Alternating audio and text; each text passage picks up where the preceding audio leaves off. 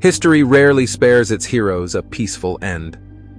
Hannibal Barca, one of the greatest military minds the world has ever known, met his final moments not on a battlefield but in exile, far from the lands he once terrorized with his genius. His name is etched in history as the man who crossed the Alps with elephants and humiliated Rome at the Battle of Cannae.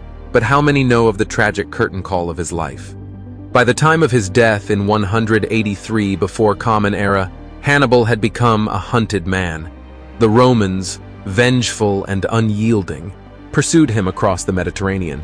They feared not just the man, but the symbol he had become, a reminder that even Rome could be shaken to its core. Hannibal's death was not the result of a sword strike or an assassin's dagger. Instead, it was a calculated act of defiance. His final moments were his ultimate statement against Rome's dominance. But what drove this once mighty general to such an end? The answer lies in the shadows of his final years, a time of relentless pursuit, political intrigue, and a desperate bid to outmaneuver the unrelenting forces of Rome. After his defeat at Zama in 202 before Common Era, Hannibal's career as a Carthaginian leader was effectively over. Yet, instead of fading into obscurity, he transformed himself into a political reformer. In Carthage, he worked to curb corruption and rebuild the city's economy. This new chapter, however, was short-lived. Roman envoys, still wary of his influence, pressured Carthage to exile their former hero. Forced to flee, Hannibal embarked on a life of constant evasion, hopping from one kingdom to another. In the courts of the Seleucid Empire, he found temporary refuge under King Antiochus III, who sought Hannibal's expertise in his war against Rome. But even there, Hannibal's brilliance was thwarted by the king's indecision. When Antiochus fell to Rome, Hannibal was forced to flee once more. He journeyed to the court of King Prusias I of Bithynia, a small but strategically important kingdom near the Black Sea. It was here, in the service of Prusias, that Hannibal made his last stand, not on the battlefield, but in a political chess game against Rome. He advised Prusias in a war against Pergamon, an ally of Rome.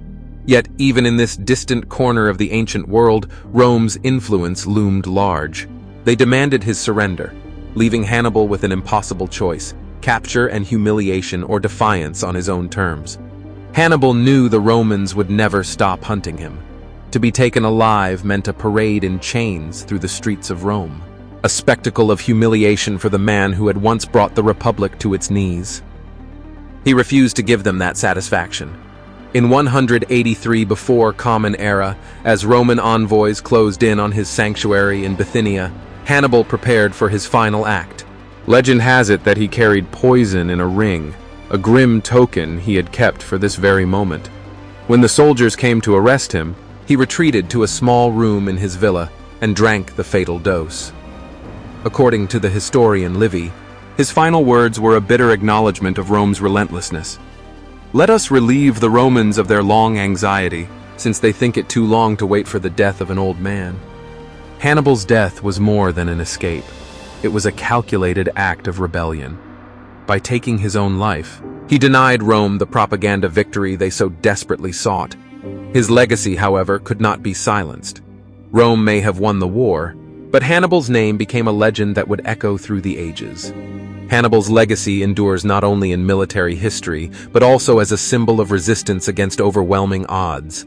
His strategies are still studied in military academies around the world, and his life serves as a reminder of how far a single individual can go to challenge the status quo.